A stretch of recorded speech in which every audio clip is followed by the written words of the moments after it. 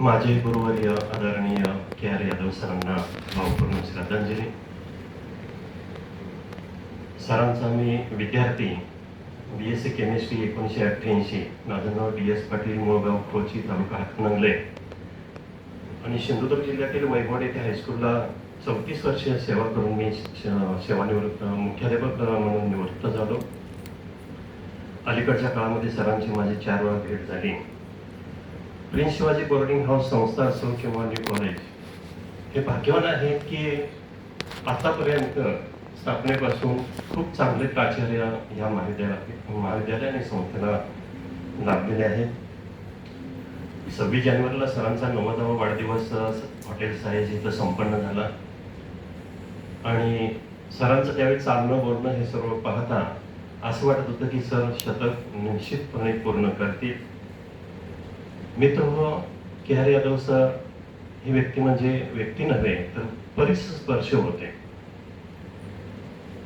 तर त्यांचं इतर व्यक्ती 60, 70, 80, 90ला जातील, सर 90व्या वर्षी आपल्यातून निघून गेले, तर सरांच्या व्यक्ती 90 वर्ष नव्हे तर 190 वर्ष जगल्या पाहिजेत असं मला वाटतंय.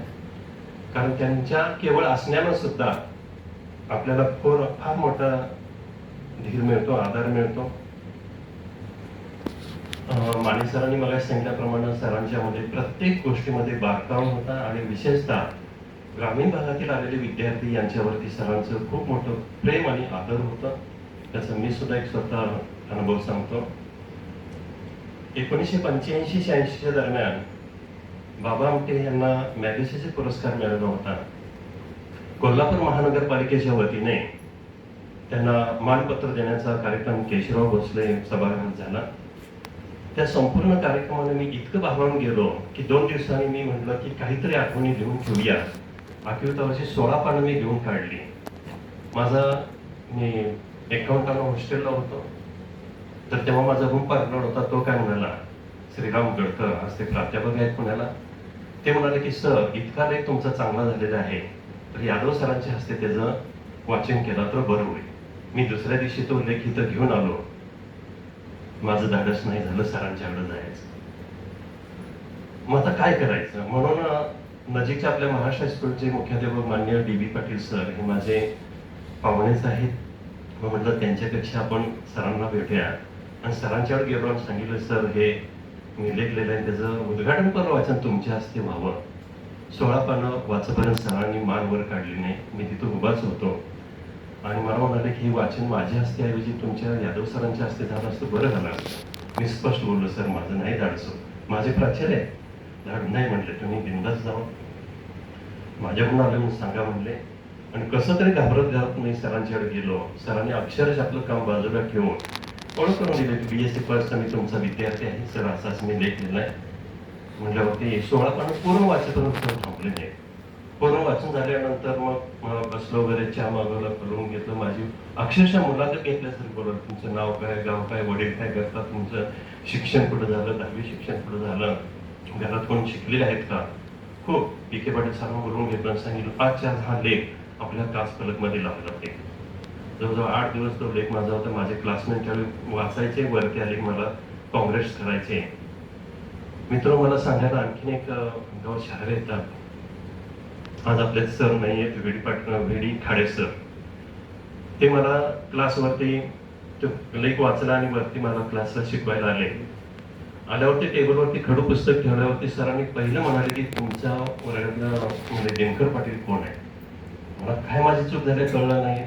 उभा सर मॅडम काय बोलले ना, वर्ग सगळं स्टिप्ड होता 1-2 मिनिट आणि त्यानंतर आपल्या वर्गाला ओळख करून दिली, हा तुमचा क्लासमेट आहे, याने असं लेख लिहिलेला आहे आणि तो लेख तुम्ही सर्वांनी वाचावं क्लासमेट म्हणून, अशी हात जोडून माझी विनंती आहे. त्याच्या पुढचं सरांनी जे वाक्य वापरलं ते तर मी अत्यंत अजरामर आहे.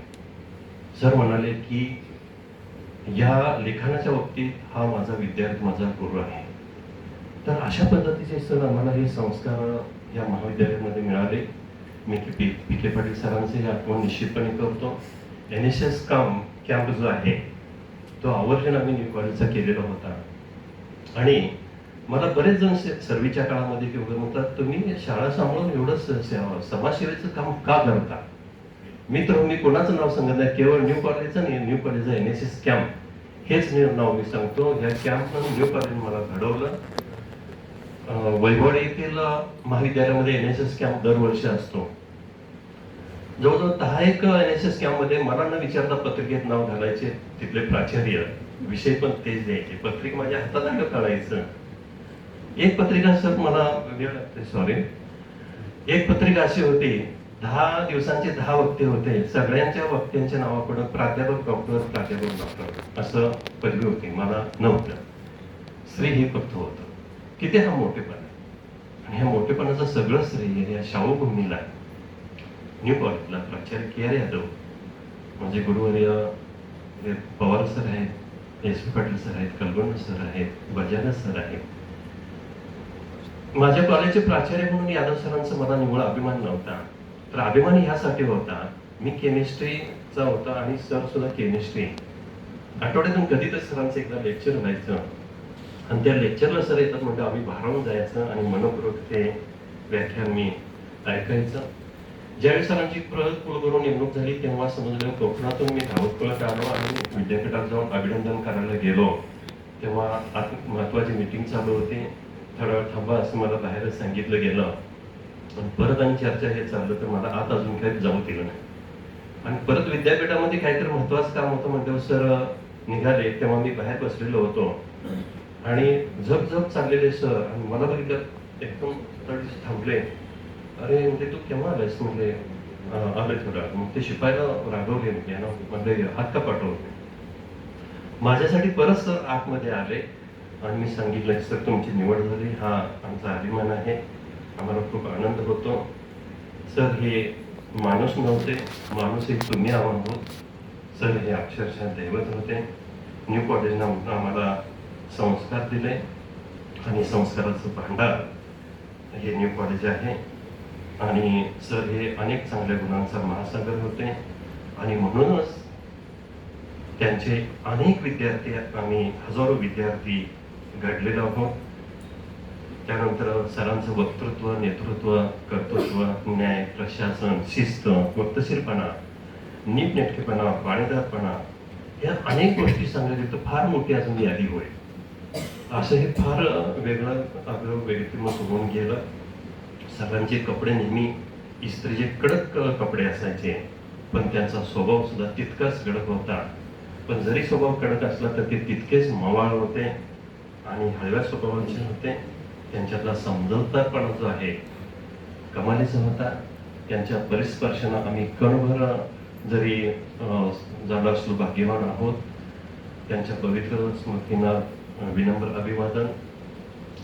त्यांच्या स्मृती आपण अखंड अशाच ठेवूया आणि त्यांच्या कुटुंबियांच्या वरती जो दुःखाचा डोंगर कोसळला आहे त्यामध्ये आपण सर्वजण सहभागी आहोत. परमेश्वराने त्यांना सावरण्याची शक्ती द्यावी. वेळ जास्त घेतला, क्षमस्व. धन्यवाद सर.